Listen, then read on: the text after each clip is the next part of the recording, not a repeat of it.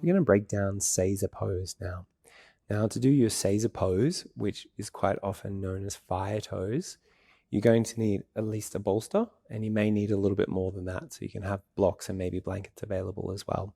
So you can use the blanket for the knee, and that can make it a lot more comfortable to come into this. So then you have your knees on something comfortable when you come into this position.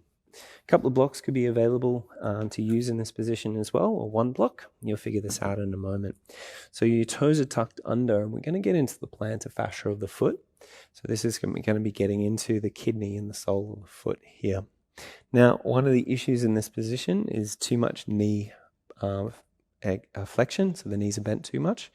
And so for those people, you're going to have to allow them to lift their hips up more. So what you could do is get the bolster in between your bum and your thigh like this, and that's going to remove a little bit of pressure from the knee, which is going to be a lot more accessible for a lot more people. Now, I personally don't really teach this pose that much because even that name fire toes doesn't sound like a very yin pose, and so I like to teach a variation called rainbow toes. So it's a little bit more exciting. It's all in the marketing, right?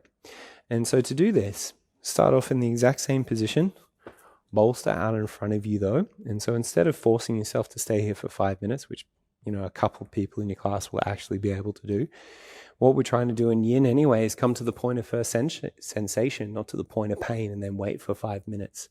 So you can have the bolster out in front of you and bum down to the heel still, elbows on top of the bolster, maybe a block for supporting the head, and this could work for you. Now, for some people, this position may be too painful in their knees still, so then you'd use another bolster in between the thighs, just like we did before. So you'd really need 2 bolsters for this one, in between your bum and your thigh, and then, you know, you'd have another bolster out in front of you, and just resting your elbows onto this, and this would be a more accessible variation for those people. And then ideally, again, bolster in front of you, and then a little block for the head as well. And again, this variation is working on the kidney pathway, which is in the sole of the foot. You might be getting something through your Achilles a little bit. There are better positions to get into that, and that would be into your bladder pathway for that one. But that's your Seiza pose, which is fire toes, but I like to call it rainbow toes.